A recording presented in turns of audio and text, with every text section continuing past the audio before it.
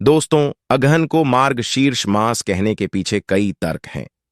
इस माह भगवान श्री कृष्ण की पूजा अनेक स्वरूपों तथा अनेक नामों से की जाती है।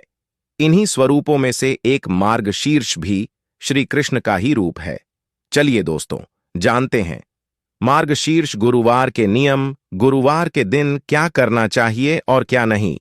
दोस्तों, आपको बहुत जरूरी बातें बताने वाले हैं, इसलिए आप पूरा वीडियो ध्यान से देखिए। सबसे पहले हम यह जान लेते हैं कि हमें मार्गशीर्ष मास में क्या करना चाहिए। हम आपको 8 नियम बताएंगे, ध्यान से सुनिएगा।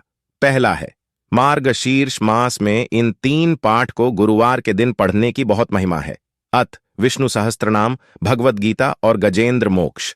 अत इन्हें अवश्य पढ़ना चाहिए। इससे आपके घर परिवार में शांति और खुशहाली आती है।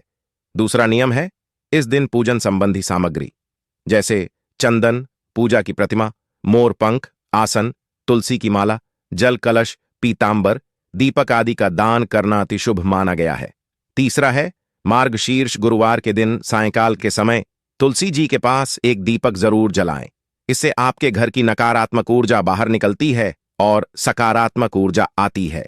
चौथा है, मार्गशीर्ष गुरुवार के दिन अपने गुरु अथवा इष्ट को ओम दामोदराय नमः कहते हुए प्रणाम करना चाहिए। इससे जीवन के अवरोध समाप्त होते हैं। 5वां नियम है, मार्गशीर्ष गुरुवार को महिलाएं घर के मुख्य द्वार से लेकर आंगन डोट तथा पूजा स्थल तक चावल आटे के घोल से आकर्षक अल्पनाएं बनाएं तो देवी लक्ष्मी उन्हें अपार संपत्ति का वरदान देती है। 6वां है, मार्गशीर्ष माह का महत्व अपने गोपियों को कहते हुए भगवान श्री कृष्ण ने कहा था कि जो इस माह यमुना स्नान करेंगे उन्हें मैं सहज ही सभी को प्राप्त हो जाऊंगा। अत इस अगहन मास में या मार्गशीर्ष गुरुवार को नदी स्नान का विशेष महत्व शास्त्रों में बताया गया है। 7वां है, इस दिन माता लक्ष्मी की कृपा पाने के लिए हर मनुष्य लक्ष्मी जी एवं नारायण की प्रतिमा स्थापित करके इनकी उपासना करके खीर का भोग तथा श्री नारायण को गुड़ चने का भोग लगाना चाहिए। 8वां है, इस दिन किसी पवित्र नदी में स्नान अवश्य करें। तो दोस्तों, ये थे 8 नियम जिन्हें आपको मार्गशीर्ष मास में अवश्य करना चाहिए।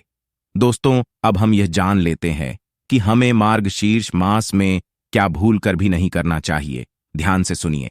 पहला नियम है, इस दिन बाल न कटवाएं और ना ही नाखून काटें। यह बहुत ही अशुभ माना जाता है।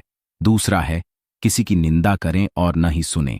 तीसरा है, अपने गुरु, माता पिता, बहनों, बुआ, कन्या का अनादर न करें।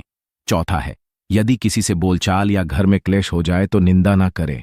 5वां नियम है, जीरे का सेवन नहीं करना चाहिए। 6ठा है, तामसिक तथा मांसाहारी भोजन ग्रहण न करें। और 7वां नियम है, इस दिन अपने विचारों को भौतिक सुख सुविधाओं से दूर रखें तथा ब्रह्मचर्य का पालन करें।